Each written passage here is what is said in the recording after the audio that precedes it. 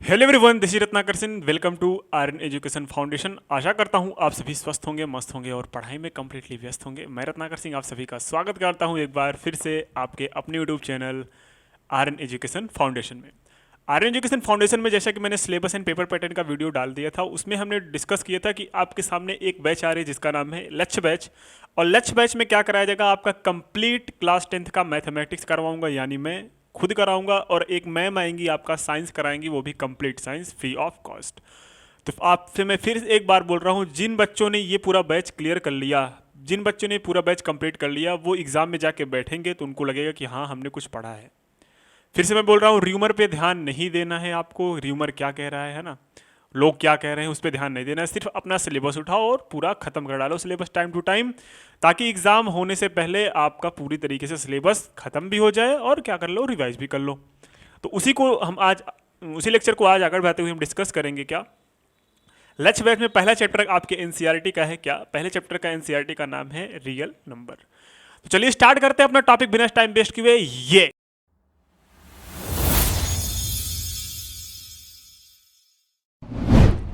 आपके सामने रहा क्या, रियल नंबर।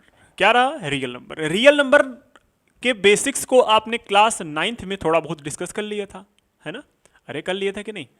अगर मैं बात करूं रियल नंबर की, तो रियल नंबर जो होता है वो, उसमें कौन कौन से नंबर आते हैं। अगर ये आपका रियल नंबर है तो, अगर ये आपका रियल नंबर है, यहाँ पे आएंगे रेशनल, यहाँ पे फिर आएगा इरेशनल, है ना। तो रियल नंबर में रेशनल भी होता है, इरेशनल भी होता है ना। तो what is the rational number, what is the rational number, इन सब के बारे में हम डिस्कस करेंगे इसी वीडियोस में।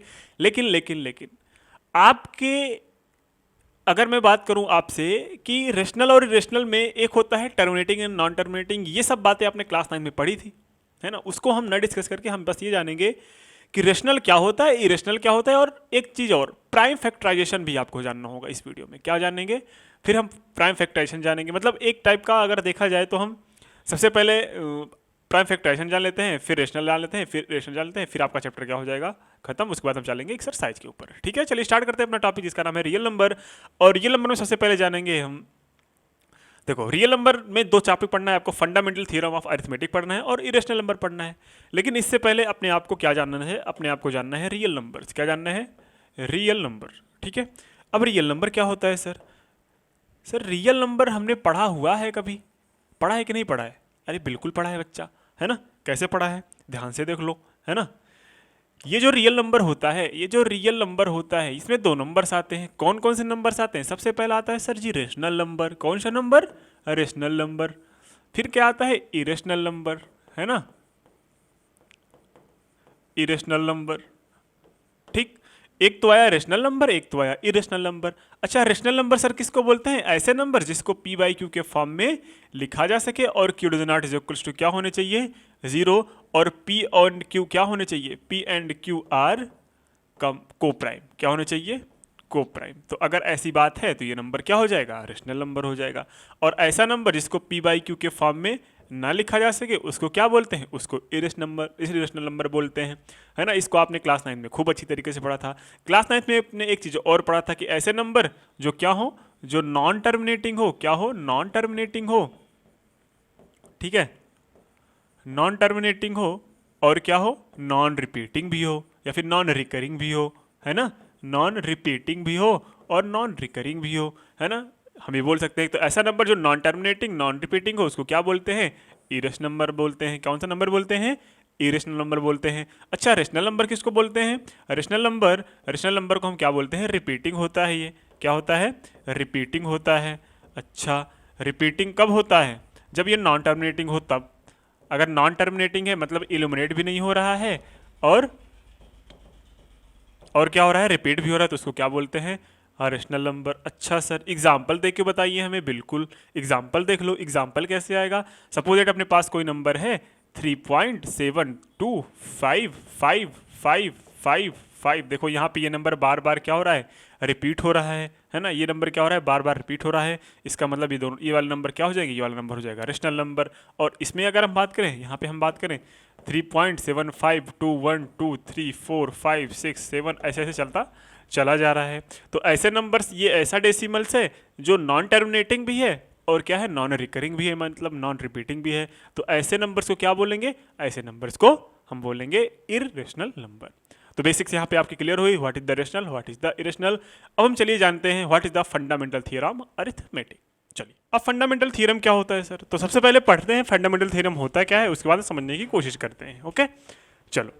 तो फंडामेंटल थ्योरम ऑफ अरिथमेटिक में पहला थ्योरम ये बोलता है कि एवरी कंपोजिट, क्या एवरी कंपोजिट, ध्यान से सुनना, every composite number can be expressed as a product of a prime and this factorisation is a unique apart from the order. ये सर क्या बोला है? इन्होंने बोला है कि कोई भी कंपोजिट नंबर, जैसे 4 क्या है, 4 सबसे पहले तो आपको कंपोजिट नंबर याद होना चाहिए। कंपोजिट नंबर क्या होता है ना? तो कंपोजिट नंबर को देखते हैं सबसे पहले क्या होता है। तो जो कंपोजिट नंबर होता है, ठीक है, कंपोजिट नंबर, कंपोजिट नंबर, जो कंपोजिट नंबर होता है वो ऐसे नंबर्स होते हैं जिसके more than two factors, more than two factors हों। कितने फैक्टर्स हों? More than 2 factors. अच्छा, मोर देन 2 फैक्टर्स हों सर, एक एग्जांपल देके बताइए, कोई दिक्कत नहीं। एग्जांपल अपने पास है, सपोज दैट 4 को जब हम ब्रेक करेंगे तो किसमें आएगा? 1 आएगा, 2 आएगा, और खुद 4 भी इसका फैक्टर है ना? 4 भी है, 2 भी है, 1 भी है ना? लाइक 36 हमने ले लिया। 36 में क्या आता है? 36 में 1 भी इसका फैक्टर है, 2 भी इसका फैक्टर है, 3 भी इसका फैक्टर है, 4 भी इसका फैक्टर है, 6 भी इसका फैक्टर है ना? 12 भी इसका फैक्टर है, 18 भी इसका फैक्टर है, और 36 भी इसका फैक्टर है। कोई दिक्कत? आप बोलोगे नहीं सर इतने सारे फैक्टर्स। जी हाँ, इतने सारे फैक्टर्स। तो ऐसे नंबर्स जिसके मोर देन 2 फैक्टर्स हों, ऐसे नंबर्स को क्या बोलते हैं? Composite number. ये बात तो क्लियर हुई। तो इन्होंने यही बोला है कि कोई भी कंपोजिट नंबर को हम प्राइम फैक्टर के फॉर्म में कन्वर्ट कर सकते हैं। इसको सर अगर प्राइम फैक्टर के फॉर्म में कन्वर्ट करना है तो कैसे करेंगे? अच्छा, इससे पहले हमें प्राइम नंबर भी तो जान लेना चाहिए, है ना? जब प्राइम फैक्टर की बात कर रहे हैं तो प्राइम नंबर क्या होता है? तो प्राइम नंबर ऐसा नंबर होता है, किसकी नंबर की बात करूं मैं? प्राइम नंबर्स की। किसकी नंबर्स की? Prime number. अब प्राइम नंबर क्या होते हैं? आप बोलोगे सर जैसे अपने पास ये कोई प्राइम नंबर है, ठीक है, ये अपने पास कोई प्राइम नंबर है, ये जो नंबर होगा या तो वो खुद से इल्यूमिनेट होगा या तो 1 से इल्यूमिनेट होगा। मैंने क्या बोला? ऐसा नंबर जो खुद से इल्यूमिनेट हो और 1 से इल्यूमिनेट। जैसे मैंने 3 ले लिया, 3 एक प्राइम नंबर है, 3 जो होगा वो 3 से इल्यूमिनेट होगा और किससे होगा? 1 से इल्यूमिनेट होगा। फिर से सुन लो, जैसे मैंने 7 लिया, 7 से इल्यूमिनेट होगा और 1 से इल्यूमिनेट होगा। और कोई ऐसा नंबर है जो किसी से इल्यूमिनेट हो जाए? नहीं है ना? तो ऐसे नंबर्स जो खुद से इल्यूमिनेट हो जाए, जो खुद से डिविजिबल हो और 1 से डिविजिबल हो, वो क्या होते हैं? प्राइम नंबर होते हैं। जैसे like divisible by itself, divisible by itself and 1। तो ऐसे नंबर्स क्या बोलते हैं? Prime number. लाइक 2 हो गया, 3 हो गया, 5 हो गया, 7 हो गया, है ना, 11 हो गया, एटसेट्रा। ऐसे नंबर्स, इन सब नंबर्स को देखोगे आप तो ये नंबर्स जो हैं वो खुद से डिविजिबल हैं और क्या है? 1 से डिविजिबल हैं। बात समझ में आ रही है? आप बोलोगे बहुत बढ़िया से सर आ रही है ना? चलो, फिर अब आता है अपना, अब इसको पढ़ते हैं फिर से एक बार। ये बोलते हैं every composite number can be expressed as the product of prime numbers.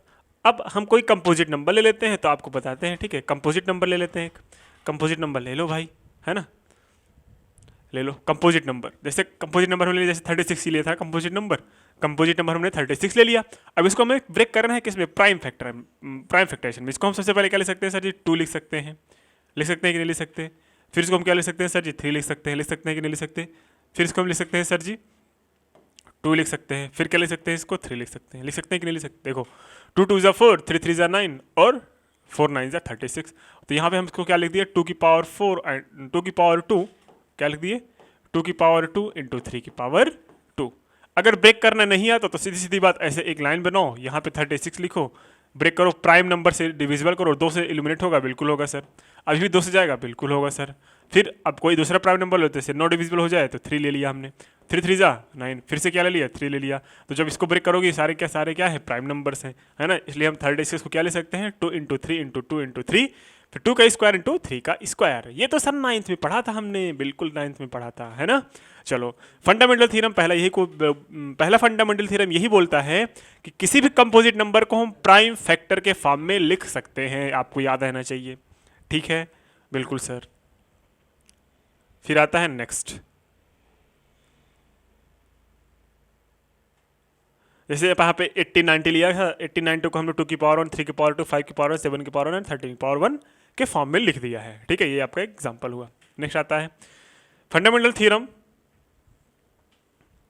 Fundamental theorem क्या कहता है, दूसरा वाला, if a prime number p it divides a square, मतलब अगर कोई नंबर a स्क्वायर है, देखो ध्यान से सुन लो, सपोज दैट अपने पास कोई नंबर a स्क्वायर है, यहाँ पे a स्क्वायर है, ठीक है, अगर a स्क्वायर को कोई नंबर डिवाइड कर रहा है p से, a स्क्वायर को कोई नंबर डिवाइड कर रहा है p से, तो ये कहीं ना कहीं होगा कि a भी डिविजिबल होगा p से। एग्जाम्पल लेके देखते हैं, सपोज दैट 4 का स्क्वायर डिविजिबल बाई 2 है, अरे सुन लो, 4 का स्क्वायर मतलब 16 डिविजिबल बाई 2 है कि नहीं है, आप बोलोगे हाँ सर 16 डिविजिबल बाई 2 है ना। लेकिन हम जब यहाँ पे देखेंगे 16 किसका स्क्वायर है, 4 का स्क्वायर है, तो हम देखेंगे अगर 16 डिविजिबल बाई 2 है तो यहाँ पे 4 भी डिविजिबल बाई 2 होगा। तो इन्होंने यही बोला है कि if a prime number p divides a square then p divides a where a is a positive integer. a कोई क्या है, पॉजिटिव इंटीजर है। बात कंडीशन ये होनी चाहिए कि जिससे हम डिवाइड कर रहे हैं वो क्या होना चाहिए, एक प्राइम नंबर होना चाहिए। मैं इसको आपको समराइज कर दे रहा हूं। समराइज मीन्स देखो ध्यान से, ये बोलना चाहते हैं कि सपोज अपने पास कोई नंबर्स हुआ a, ठीक है, a स्क्वायर अगर किसी नंबर प्राइम नंबर से डिवाइड है, कोई नंबर a स्क्वायर है, अगर हम उसको p कोई किसी प्राइम नंबर p से डिवाइड कर रहे हैं, तो अगर ये डिवाइड हो जा रहा है, क्या हो जा रहा है, डिवाइड हो जा रहा है, कंप्लीट डिवाइड हो जा रहा है, कंप्लीट डिवाइड हो जा रहा है, तो a भी जो होगा वो प्राइम नंबर से डिवाइड हो जाएगा। नहीं समझ में आया? देखो एग्जाम्पल लेते हैं। एग्जाम्पल हमने लिया 36, क्या लिया, 36 को किसी प्राइम नंबर से डिवाइड करते हैं। कोई प्राइम नंबर सपोज ले लिया हमने 3 ले लिया, क्या ले लिया, 3 लिया।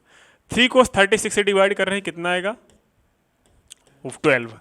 अब ये 36 किसका स्क्वायर है सर जी, 6 का स्क्वायर, मतलब 6 का स्क्वायर अगर 3 से डिवाइड हो रहा है, इसका मतलब 6 भी तो 3 से डिवाइड हो रहा है कि नहीं हो रहा है, चेक करते हैं। 3 1 3, 3 2 6, मीन्स यहाँ पे वैल्यू पता चल गई कि अगर कोई नंबर, किसी नंबर का स्क्वायर किसी प्राइम नंबर से डिवाइड है तो वो नंबर भी उस प्राइम नंबर से डिवाइड होगा। बात समझ में आई? ये रहा आपका फंडामेंटल थ्योरम नंबर 2। फिर आता है फंडामेंटल थ्योरम क्या बोलते हैं, थर्ड में क्या बोलता है, अगर तो आपके पास कोई पॉजिटिव इंटीजर्स हैं a एंड b, ये तो बेसिक चीज़ें हैं, ये तो आपको याद हो जानी चाहिए, ठीक है। अगर आपके पास दो नंबर है a और b जो कि इंटीजर्स हैं, उन दोनों का अगर आप HCF निकालोगे, HCF निकालना आपको आता है, बेहद आसान तरीका है, मैं एक्सरसाइज में कराऊंगा। HCF प्राइम फैक्टराइजेशन मेथड से आपसे है, ठीक है।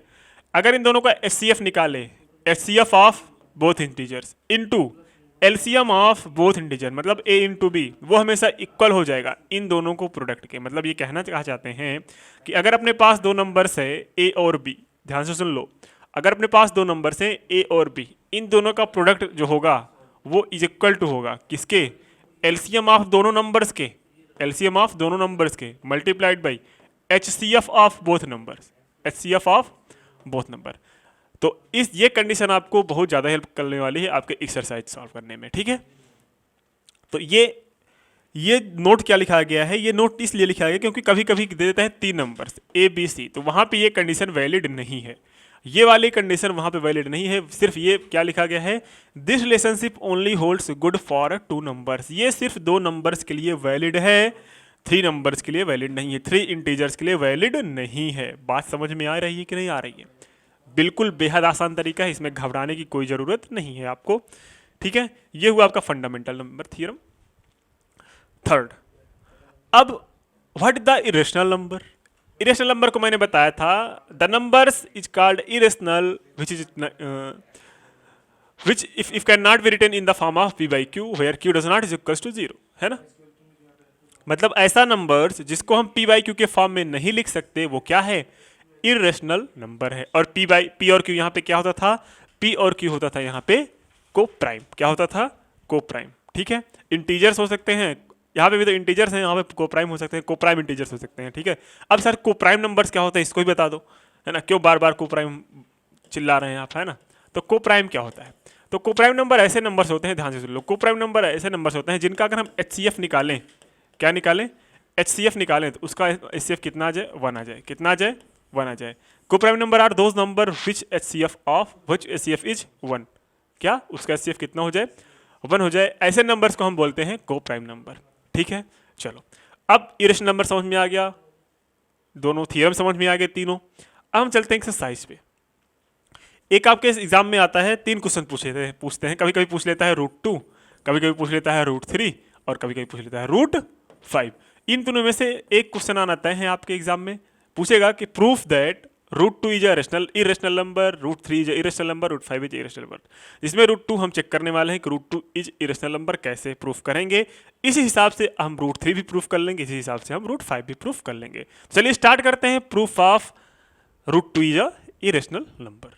ठीक है, तो सबसे पहला प्रॉब्लम जो आपसे एग्जाम में पूछेगा, बहुत ज़्यादा इंपॉर्टेंट टॉपिक है ये, बहुत ज़्यादा इंपॉर्टेंट क्वेश्चन भी अगर हम बोल दें तो, proof that √2 is irrational number. ठीक है, ये आपके एग्जाम में पूछेगा, भर भर के पूछेगा, इसमें से एक क्वेश्चन आएगा। मैंने क्या बोला? √2, √3, √5 में से। तो सब इसमें सबसे पहले हम करते क्या हैं, इसमें ऐसे क्वेश्चन अगर आप जब आपके सामने दिखे, ऐसे क्वेश्चन जब आपके सामने दिखे तो करना क्या है? देखो, ऐसे क्वेश्चन में सबसे हम पहले कंट्राडिक्शन केस उठाते हैं। क्या? Contradiction case. ये कंट्राडिक्शन केस क्या है सर? कंट्राडिक्शन केस में समझा देता हूं क्या होता है। जो प्रूफ करने के लिए बोला है उसका उल्टा लेट करो, जो प्रूफ करने के लिए बोला है उसका उल्टा लेट करो, उसका अपोजिट लेट करो। इसमें प्रूफ क्या बोला है? इरेशनल नंबर बोला है ना, इरेशनल नंबर। हम लेट क्या करेंगे कि ये क्या है? Rational number. और जब हम इसको लेट करेंगे रेशनल नंबर, और जब जो लेट करेंगे उसी को हम क्या कर देंगे? गलत कर देंगे, उसी को हम फॉल्स कर देंगे, उसी को क्या कर देंगे? गलत कर देंगे। तो क्या हो जाएगा? हमारा जो हम एज्यूम करेंगे वो गलत हो जाएगा। तो इसका मतलब जो हमने एज्यूम किया है वो गलत है, इसका मतलब जो दिया गया है वो सही है ना। चलिए, तो सबसे पहले अगर इसमें प्रूफ दैट बोला है √2 इज अ इरेशनल नंबर, तो आपको लेट करके चलना है कि √2 इज अ रेशनल नंबर। क्या लेट करके चलना है? सॉल्यूशन देखते हैं, सॉल्यूशन में देखना, लेट √2 इज रेशनल नंबर। ठीक है, अब अगर √2 रेशनल नंबर है तो हम √2 को कैसे लिख सकते हैं सर? √2 को a/b के फॉर्म में लिख सकते हैं कि नहीं लिख सकते? सर p/q के फॉर्म में लिख सकते हैं कि नहीं लिख सकते? बिल्कुल लिख सकते हैं। Where a and b are coprime. क्या? को प्राइम। अब को प्राइम क्या होता है आपको पता था कि a और b को सिर्फ एक ही नंबर डिवाइड कर सकता है, या फिर वो है 1, है ना। a और b के मतलब इन दोनों का HCF क्या हो जाएगा? 1 हो जाएगा। HCF क्या हो जाएगा? 1। Coprime numbers are those number which have HCF, जैसे मैंने बोला 3 और 1, इसका HCF क्या है? 1 है। सिमिलर 2 और 3, ये भी क्या है? दोनों आपस में को प्राइम, इसका HCF कितना है? 1 है। सिमिलरली a और b भी एक ऐसे नंबर्स हैं जिनका HCF कितना है? 1 है। बात समझ में आ रही है कि नहीं आ रही है? आप बोलोगे हाँ सर इतना समझ में तो आ ही जाएगा, इतने में क्या रखा है ना। अरे भाई ये क्या अपने आप कर रहे हो ये तुम है? चलो, तो a और b क्या है? आपस में कोप्राइम नंबर। अब अगर ये कोप्राइम है, सबसे पहला काम होता है रूट हटाने का। कैसा काम होता है? रूट हटाने का। तो हम इसमें इसका रूट हटाएंगे तो लिखेंगे स्क्वायरिंग ऑन बोथ साइड। क्या लिखेंगे? Squaring on both sides. ठीक है, लिखो squaring on both sides. Squaring on both side जैसे ही करेंगे तो ये क्या हो जाएगा? √2 का स्क्वायर हो जाएगा, और ये क्या हो जाएगा? a/b का क्या हो जाएगा? स्क्वायर हो जाएगा, है ना। बिल्कुल हो जाएगा। और a/b का स्क्वायर जब हो जाएगा, इसको हम लिख सकते हैं sir 2 is equals to a²/b²। हाँ या ना? आप बोलोगे हाँ सर इतना तो समझ में आ रहा है। अच्छा, जब इतना समझ में आ रहा है तो हम इसको ये नहीं लिख सकते? क्या नहीं लिख सकते? इसको हम ये भी तो लिख सकते हैं कि 2b² is equals to a², है ना, और b² is equals to a²/2 लिख सकते हैं कि नहीं लिख सकते। अब यहाँ पे मैंने एक चीज़ आपको बताया था, दो क्या है यहाँ पे, दो एक प्राइम नंबर है कि नहीं नंबर है, दो एक प्राइम नंबर है, और प्राइम नंबर से किसी भी स्क्वायर को अगर डिवाइड करें किसी भी नंबर्स के स्क्वायर को, तो वो नंबर्स भी दो से डिवाइड हो सकता है। तो हम यहाँ पे एक चीज़ लिख सकते हैं कि यहाँ पे क्या, यहाँ पे लिखना here a² is divisible by 2। तो यहाँ पे क्या हो जाएगा, सो a is also divisible by 2, है ना, डिविजिबल बाई 2। मैंने क्या बोला, अगर कोई नंबर्स का स्क्वायर दो से डिवाइड कर रहा है, दो से डिविजिबल है, तो वो नंबर्स भी दो से डिवाइड करेगा, तो वो मैंने साफ साफ लिख दिया। ठीक है, तो हम लेट करके चलते हैं, अगर वो डिविजिबल बाई 2 है तो हम बोल देंगे, फिर नेक्स्ट स्टेप क्या होगा, नेक्स्ट स्टेप ये होगा, लेट करेंगे, लेट क्या करेंगे कि let a is equals to कोई भी नंबर ले लो 2k लेट कर लेते हैं, क्योंकि अगर 2 से डिवाइड होगा तो a नंबर 2 का फैक्टर होगा, कोई भी नंबर हो, k की वैल्यू कुछ भी हो सकती है। नहीं समझे, मैं a is equals to 2k क्यों लेट कर रहा हूँ भैया, a is equals to 2k इसलिए लेट कर रहा हूँ कि ये जब a 2 से डिवाइड है तो इसका मतलब ये नंबर 2 का मल्टीपल होगा कि नहीं होगा। अब वो मल्टीपल क्या है मुझसे नहीं मतलब है, हाँ ये समझ में आ रहा है कि ये इवन नंबर है, 2 से मल्टीप्लाई कर रहे हैं इसको, 2 का फैक्टर ही आएगा, k की वैल्यू कुछ भी हो सकती है, k की वैल्यू कुछ भी मल्टीप्लाई करके आपका आंसर क्या दे रहा है, a दे रहा है। इसका मतलब ये जो a है वो 2 से डिवाइड होगा। ठीक है, मतलब a को 2 से डिवाइड करने के बाद कोई वैल्यू k मिल रही तो वो नंबर क्या हो जाएगा, a is equals to 2k हो जाएगा। लेट करके चल रहे हैं ना, लेट करके चल रहे हैं। और यहाँ पे जो आपने वैल्यू लेट करी है, यहाँ पे जो आपने वैल्यू लेट करी है, इसमें ये वैल्यू उठा के रख दो, है ना। तो रखना क्या है, यहाँ पे लिखना putting the value of a in equation first. इस वैल्यू को हमने इक्वेशन फर्स्ट में रखे, चलिए रखिए। जब इक्वेशन फर्स्ट में वैल्यू रखेंगे तो आपके सामने कुछ वैल्यूज आएंगी, क्या आएगी, 2b इज इक्वल्स टू, यहाँ पे आ जाएगा 2k का होल स्क्वायर, आ जाएगा कि नहीं हो जाएगा। आप बोलोगे हाँ सर आ तो जाएगा, तो 2b का स्क्वायर करेंगे तो यहाँ पे आ जाएगा 2b और ये हो जाएगा 4k स्क्वायर, हो जाएगा कि नहीं हो जाएगा। अब यहाँ पे अगर हम लिखें k² इज इक्वल टू 2, यहाँ पे b होगा, सॉरी k² और यहाँ पे हो जाएगा 2b² बाई 4 हो जाएगा। यहाँ पे 2 1 जा 2, 2 2 जा 4, 2 1 जा 2, 2 2 जा 4, हाँ या ना। आप बोलोगे हाँ सर इतना समझ में आ रहा है। अगर इतना समझ में आ रहा है तो यहाँ पे फिर से क्या आ गया, k² is equal to b² upon में 2। अब वही केस फिर से राइज हो गया। सर कैसा केस राइज हो गया, वही केस जो भी हमने लिया था। कौन सा केस सर, यहाँ पे हम देखेंगे कि यहाँ पे b² डिविजिबल बाई 2 है, क्या है, यहाँ पे b² डिविजिबल बाई 2 है, तो b भी डिविजिबल बाई 2 होगा। तो हियर लिखोगे, यहाँ पे क्या लिखोगे, हियर है ना, क्या लिखना है, here b² is divisible by 2, so b is also divisible by 2. Okay, here b² is divisible by 2, so b is also divisible by 2. Then we can say, now we can say, या फिर हम ये भी लिख सकते हैं, from above conclusion, ऐसे लिख सकते हैं, here a and b have other common factor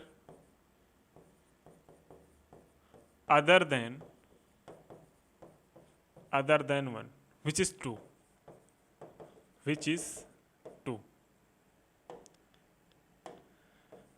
which is two, ये क्या लिख दिया सर? यहाँ पे हम देख रहे हैं ए और बी का एक अलग फैक्टर निकल रहा है, वो क्या है 2, बी भी 2 से डिवाइड हो जा रहा है और यहाँ पे क्या था, ए भी 2 से डिवाइड हो जा रहा था। मैंने क्या बोला था, ए और बी अगर प्राइम है, ए और बी अगर को प्राइम है तो ये सिर्फ किससे डिवाइड होगा, 1 से डिवाइड होगा, बिकॉज ऑफ दोनों में कॉमन क्या है, 1 है। लेकिन यहाँ पे देख रहे हैं ए भी 2 से डिवाइड हो जा रहा है, बी भी 2 से डिवाइड हो जा रहा है। It means that A and B का एक HCF 2 भी होगा, जो कि पॉसिबल नहीं है, बिकॉज ऑफ हमने ए और बी को क्या लिया था, ए और बी को हमने क्या ले रखा था, को प्राइम नंबर ले रखा था। तो 1 के अलावा कोई उसमें डिवाइड कर ही नहीं सकता। तो यहाँ पे हियर कंट्राडिक्ट आर अराइजेस, यहाँ पे लिखोगे contradiction arises, so our assumption is wrong। तो हम यहाँ पे लिख देंगे hence root 2 is irrational number। इतना आपके एग्जाम में लिखना पड़ेगा। अगर इतना नहीं समझ में आया तो भैया एक बार फिर से वीडियो को रिकॉल कर लीजिएगा, ठीक है।